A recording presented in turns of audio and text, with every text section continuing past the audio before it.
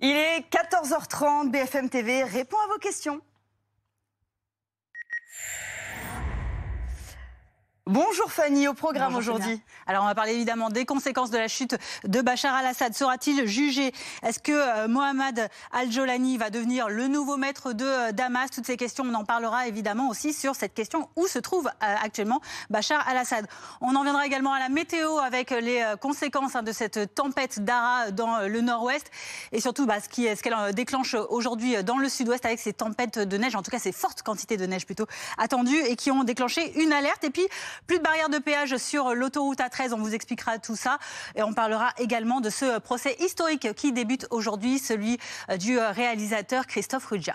On commence avec l'actualité en Syrie, Fanny. Évidemment, et la page Al-Assad qui se tourne en Syrie, donc après plus d'un demi-siècle de la dynastie Assad qui tombe, 30 ans avec le père Hafez, 24 ans avec le fils Bachar el-Assad. Et cette question, donc, aujourd'hui, de Tina, où se trouve Bachar el-Assad? Eh bien, est-il à Moscou, comme en tout cas le prétendent certaines agences de presse russes, notamment la TASS. Alors, on a vu également que du côté du porte-parole du Kremlin, Dmitri Peskov, lui, la joue un peu plus fine. On est allé demander à Jean-Didier Revoin, notre correspondant à Moscou, ce qu'il en était et pourquoi surtout le Kremlin, lui, ne refuse toute explication et ne dit pas vraiment le contraire. C'est simplement le porte-parole du Kremlin à qui on pose la question, on demande où est Bachar el-Assad. Il a comme réponse une réponse sibylline qui dit qu'il n'a rien à dire sur l'endroit exact où se trouve Bachar el-Assad. Et puis après, il est relancé sur une question concernant l'octroi de l'asile politique et il confirme effectivement que seul Vladimir Poutine peut donner l'asile politique à un citoyen étranger. C'est donc une façon de confirmer sans confirmer la présence de Bachar el-Assad à Moscou, d'autant plus que certains médias dans la presse russe font état d'un parc immobilier assez impressionnant. D'après ce que j'ai pu lire ce matin, Bachar el-Assad posséderait plus d'une dizaine d'appartements dans la capitale russe pour lui et toute sa famille. Voilà, encore une preuve peut-être de l'embarras que ressent Vladimir Poutine aussi vis-à-vis de son ancien allié, son départ en tout cas qui marque la fin du régime autoritaire et ultra-répressif de la dynastie El-Assad depuis 2011, depuis la fin le début de ces révolutions arabes qui se sont ensuite déportées et qui en Syrie ont enclenché une guerre civile dans le pays. 1,5 million de morts, 5 à 6 millions d'exilés hors de Syrie, des millions également de déplacés qui ont donc fui le pays.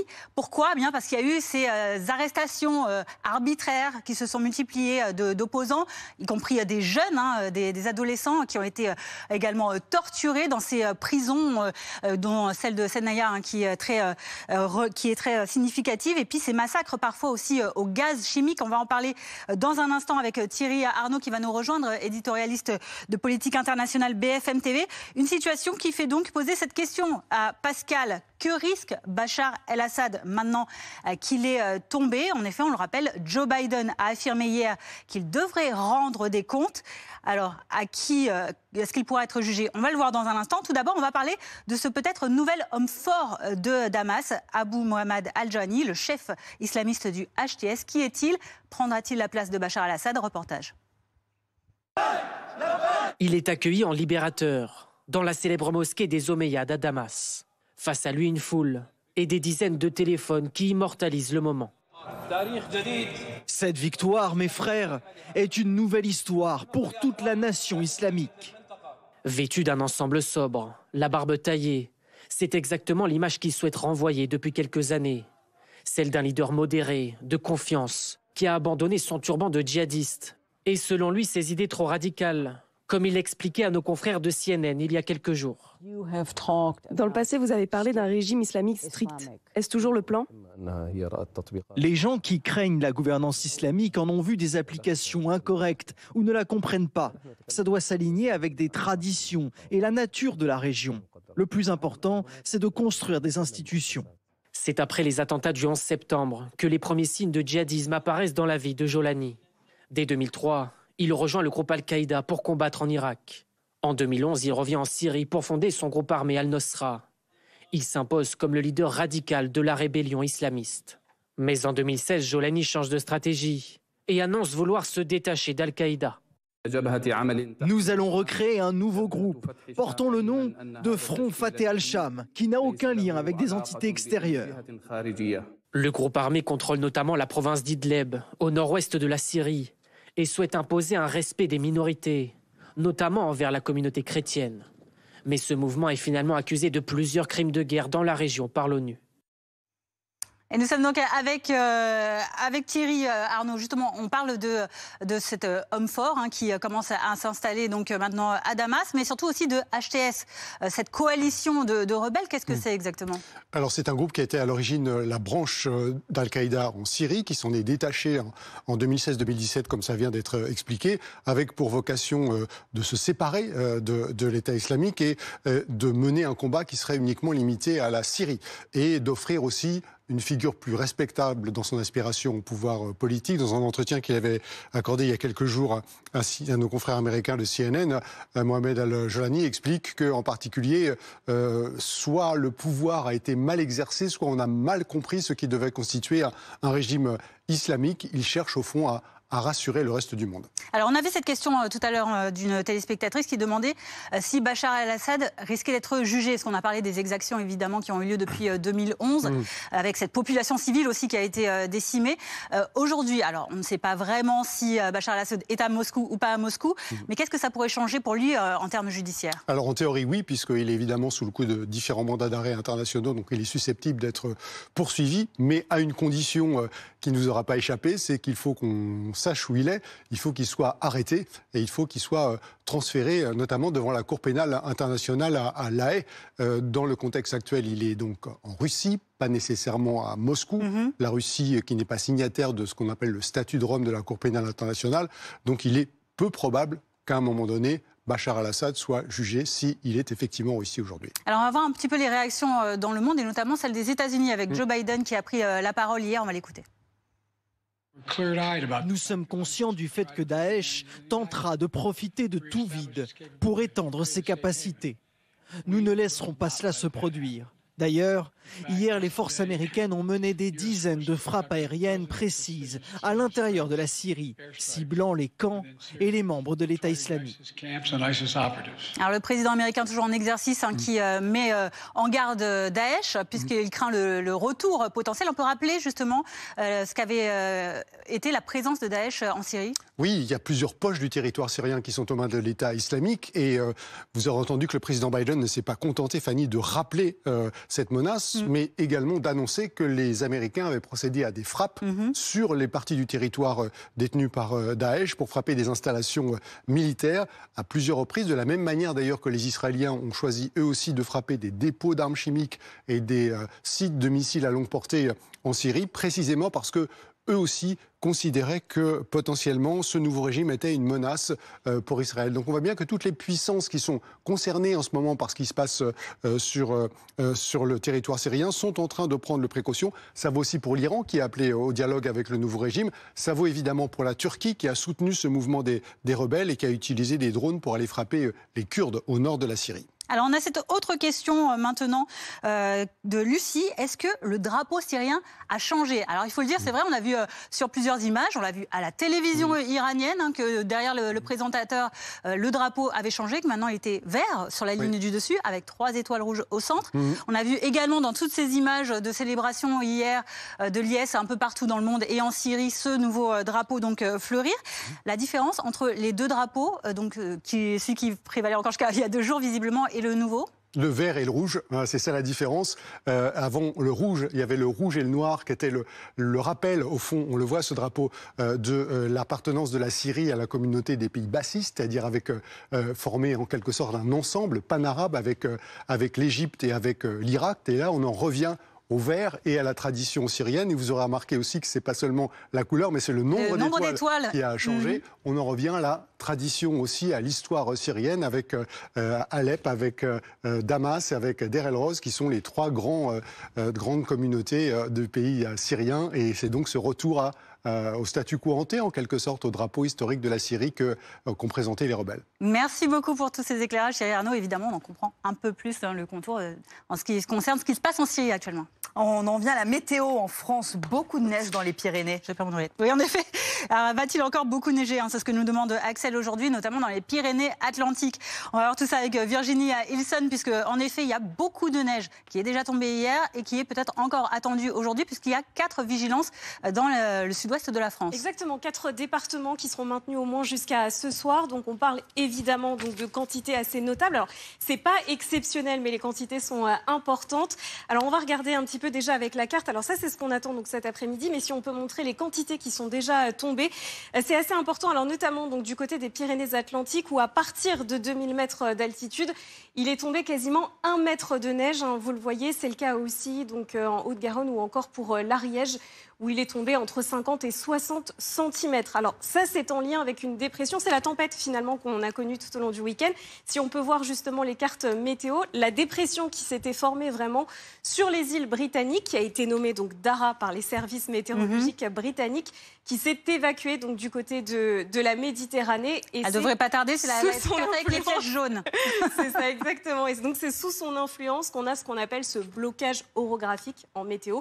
Donc des pluies qui viennent vraiment se bloquer. Alors on la voit en fait, elle est juste ici, entre l'Italie et la Corse. Elle a plongé vraiment en Méditerranée, elle nous a influencé tout le week-end et vous voyez donc les flèches jaunes.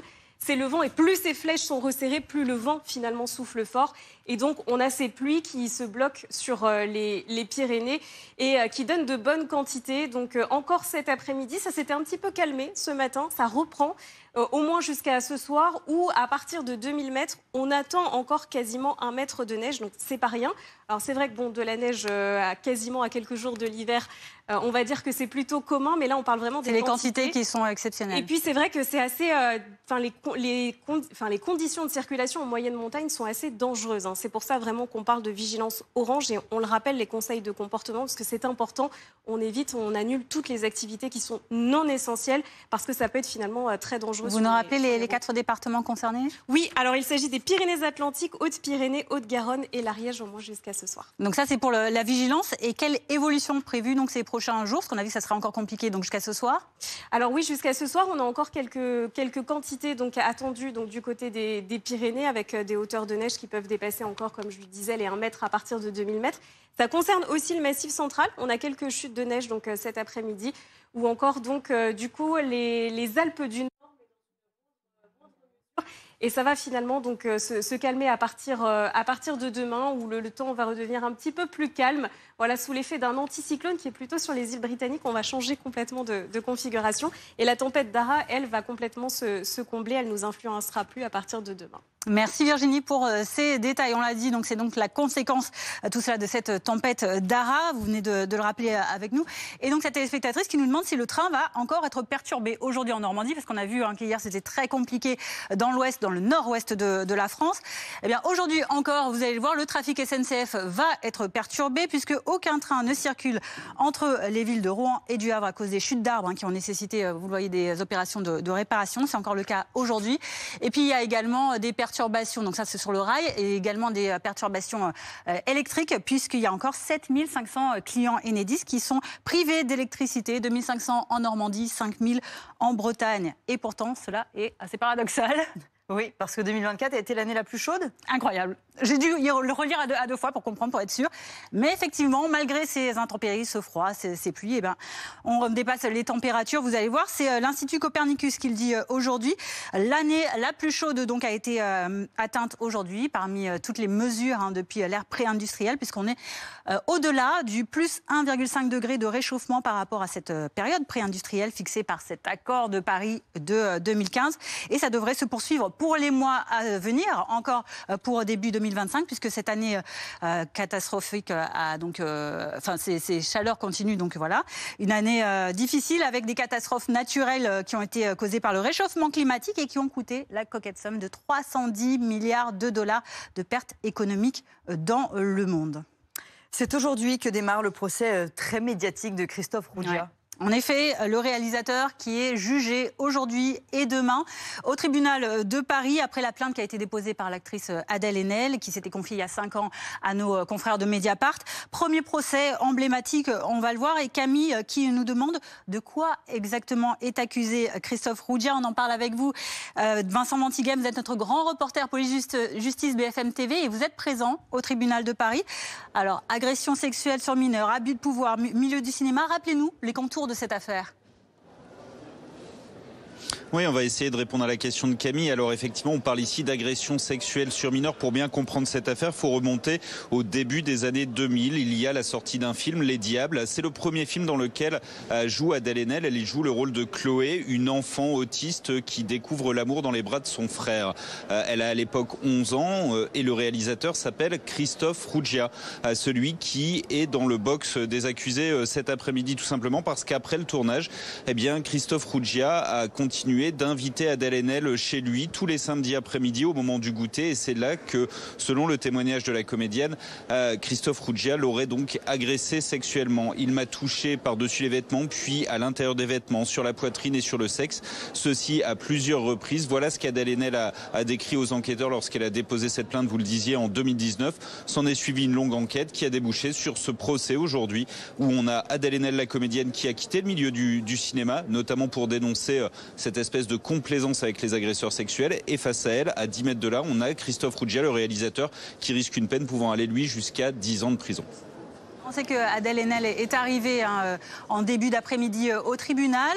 Est-ce qu'elle a déjà pris la parole ?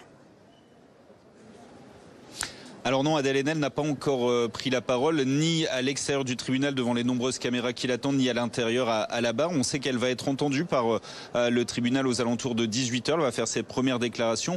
En revanche, on peut déjà décrire son attitude parce que dans ce prétoire, elle est extrêmement attentive. Elle est tout devant, au premier rang sur la gauche. Elle écoute avec vraiment beaucoup d'attention les propos du président qui est en train d'effectuer ce qu'on appelle le rappel des faits. Et elle réagit parfois en levant un peu les yeux au ciel, en ayant la bouche grande ouverte, comme si elle redécouvrait tous les faits qu'elle a dénoncés, les faits qui sont aujourd'hui reprochés à Christophe Roudia, je vous l'ai dit, qui se trouve face à elle à une dizaine de mètres de l'autre côté droit du prétoire, et qui lui triture nerveusement ses mains comme s'il tentait de passer ses nerfs là-dessus avant d'avoir à s'expliquer et de se défendre. Alors on a remarqué également qu'il y avait beaucoup de collectifs féministes qui étaient là pour soutenir l'actrice aujourd'hui, comme nous toutes par exemple. Il y a aussi ses amies comédiennes, Noémie Merlan qui l'avait déjà annoncé hier sur BFM TV, Loana Duchemin qui a aussi répondu présente. Le procès va durer 2 jours, c'est dire son importance. Christophe Roudia, lui, il conteste évidemment les faits dénoncés par Adèle Haenel. Comment est-ce qu'il se défend ? Alors, vous l'avez dit, Christophe Roudia conteste les faits depuis le début. Il a toujours contesté les faits. En fait, il a expliqué que Adèle Haenel était aujourd'hui dans une réalité différente, une réalité parallèle. Ça, ce sont les mots qu'il a choisis face aux enquêteurs. Finalement, que cette comédienne s'était construit une réalité à la lumière de son rôle de militante féministe radicale engagée qu'elle avait endossé il y a quelques années. D'après lui, elle a revisité ce qui s'était passé lorsqu'elle avait 11, 12 ou 13 ans à son domicile. Mais selon lui, il ne s'est rien passé. Il n'a jamais levé la main sur Adèle Haenel. En tout cas, c'est ce qu'il s'est conforté et c'est ce qu'il a répété aux enquêteurs tout au long de l'enquête. On verra ce qu'il dit aujourd'hui à la barre, mais sa position, c'est de dire qu'Adèle Haenel a tout inventé. Merci beaucoup Vincent Mantighem pour ces précisions en direct donc du tribunal de Paris, tribunal correctionnel aujourd'hui. Ça c'est pour l'aspect judiciaire et on parle également de l'aspect plus personnel et qui concerne aussi la vie d'artiste d'Adèle Haenel. Avec vous Steven Bellery, chef du service culture de BFM TV. Après tout ce qui s'est passé, ça fait 5 ans que Adèle a commencé à parler de ce qui s'était passé à nos confrères de Mediapart. Qu'est-ce qu'elle devient depuis ? Alors il y a cette soirée quand même, on va rembobiner un petit peu, celle des Césars. On est le 28 février 2020, ce soir-là. Roman Polanski, pour J'accuse, reçoit le César du meilleur réalisateur. On rappelle qu'il a été condamné aux États-Unis pour rapport sexuel illicite avec une mineure. C'était en 1977 qu'il a plusieurs accusations qu'il combat d'ailleurs violemment, accusations de viol et d'agression sexuelle. Et donc Adèle Haenel est assise dans la salle Pleyel à Paris et elle est nommée pour Portrait de la jeune fille en feu de Céline Sciamma et elle est outrée. Elle va se relever très violemment et elle va crier « c'est une honte, une honte ». Ce jour, il est important pour elle parce qu'il marque son divorce avec le cinéma français. Depuis ce soir-là, elle n'a plus jamais tourné, ni pour une plateforme, ni pour le cinéma français. Elle n'a pas cessé de jouer pour autant. Elle est revenue à ses premières amours, le théâtre. Elle a joué dans plusieurs pièces, notamment avec la compagnie de Gisèle Vienne. Alors on est loin du boulevard, hein. C'est du théâtre assez pointu, féministe. Elle est d'ailleurs en tournée avec une pièce qui s'appelle Extra Life, une pièce sur l'inceste. Elle était encore sur la scène du théâtre de Clermont il y a 10 jours. Récemment, elle a aussi prêté sa voix à un documentaire. Elle s'est également tournée vers le militantisme. On l'a vu dans plusieurs manifestations. Manière pour elle de dire qu'elle a politisé ce divorce avec le cinéma français. Alors pourquoi ce procès dont on parle aujourd'hui, qui commence aujourd'hui sur 2 jours, il est aussi symbolique? Pourquoi est-ce qu'il est aussi important pour le mouvement MeToo? Parce que c'est le tout premier finalement, et certes il y a eu celui de Gérard Depardieu, mais il a été renvoyé, mais c'est le premier pour une femme qui se dit victime et qui a voulu politiser et mettre en avant ce combat. Aussi parce que c'est une actrice qui est extrêmement respectée. Certes, c'est pas une actrice populaire, mais quand elle prend la parole, elle a déjà reçu 2 Césars, du meilleur second rôle et celui de la meilleure actrice pour les combattants. Donc elle a une place très importante dans le cinéma d'auteur. Ça montre qu'on peut avoir réussi sa carrière d'actrice et mettre en avant, en tout cas, ce combat et se dire victime. Donc c'est en cela qu'elle a été écoutée, respectée. Noémie Merlan, par exemple, réalisatrice, actrice très engagée pour la cause féminine, viendra demain la soutenir. Céline Sciamma, son ancienne compagne, celle qui a fait d'elle aussi une actrice accomplie, est appelée à témoigner demain. Donc elle sera entourée. C'est aussi pour cela que ce procès résonne pour beaucoup de femmes aujourd'hui. Alors, dernière question, dans quel état d'esprit elle est aujourd'hui vis-à-vis de ce procès? Alors, elle dit que parler à Mediapart, c'est la chose la plus importante qu'elle a fait dans sa vie. Elle se dit très heureuse de sa nouvelle place artistique, de faire du théâtre, de continuer comme ça dans un chemin un peu plus confidentiel. Elle est toutefois fragilisée, même si aujourd'hui je suis forte. Il y a quelque chose qui est cassé à vie, car on ne survit pas en entier. Je n'attends pas vraiment de soulagement personnel de la justice. D'ailleurs, elle explique qu'elle ne cherche pas nécessairement à ce que Christophe Ruggia aille en prison, mais elle préférait avoir des dommages et intérêts et que sa blessure soit quantifiée comme cela. Merci beaucoup Steven Bellery pour ces précisions. Évidemment, on continuera de suivre sur BFM TV ce procès qui commence donc aujourd'hui. Procès très important dans le monde de la culture notamment, mais de manière générale en ce qui concerne la vague MeToo. On va parler de l'autoroute A13 à présent avec une bonne nouvelle pour les usagers. On va bientôt mieux rouler. Oui, c'est en tout cas la promesse de la SANEF, cette société gestionnaire de l'autoroute de l'ouest de la France. À partir de demain, les usagers de l'A13 n'auront plus besoin de s'arrêter au péage en Normandie. L'autoroute va passer en ce qu'on appelle flux libre. Ce sera entre Poissy et Caen. À partir de mercredi, ce sera entre Rouen et Caen. L'objectif, moins d'embouteillage, donc moins de pollution. Ça, c'est la promesse. Question de Yasmina, est-ce que l'autoroute A13 va devenir gratuite? Ça aurait été trop facile. Faut pas pousser. Non, en fait, il faudra quand même payer, mais vous payerez plus tard. Le système a déjà été mis en œuvre depuis cet été sur l'A14 entre la Défense et je ne sais plus où, voilà, et Poissy, je crois. On va voir comment ça fonctionne dans ce reportage. Oui, terminez les barrières de péage. Place désormais au portique pour plus de fluidité. Vous passerez sous une barre horizontale équipée de capteurs et de caméras qui vont photographier vos plaques d'immatriculation et détecter, si vous en avez, la présence de votre badge de télépéage à bien placé sur votre pare-brise. Ces capteurs vont identifier votre véhicule, calculer le montant du péage en fonction de sa catégorie et tout règlement sera donc fait après votre trajet. Si vous n'avez pas de badge, eh bien vous pourrez payer la note sur le site internet de la SANEF après avoir créé votre compte ou dans un point de vente physique, un bar tabac par exemple, jusqu'à 72 heures après votre trajet. Pour mettre toute cette nouvelle technologie en route, 200 personnes seront mobilisées ces 2 prochaines nuits sur l'A13. Alors, est-ce que c'est vraiment efficace? Est-ce que ça pollue moins? Comme je vous le disais, la 14 a déjà expérimenté la chose. Mais l'autorité de régulation des transports estime que l'économie annuelle sera de 9,5 millions de litres de carburant pour le trafic des A13 et 14 cumulés. Et ce n'est qu'une goutte d'eau, ou plutôt de pétrole, si on compare à la consommation en 2021 sur toutes ces autoroutes. 48,2 milliards de litres de carburant. On voit qu'on est encore loin du compte. Merci beaucoup Fanny pour toutes ces informations. Dans un instant, ne bougez pas, restez bien sur BFM TV. Vous avez rendez-vous avec Pauline Simonet pour l'après-info. Salut.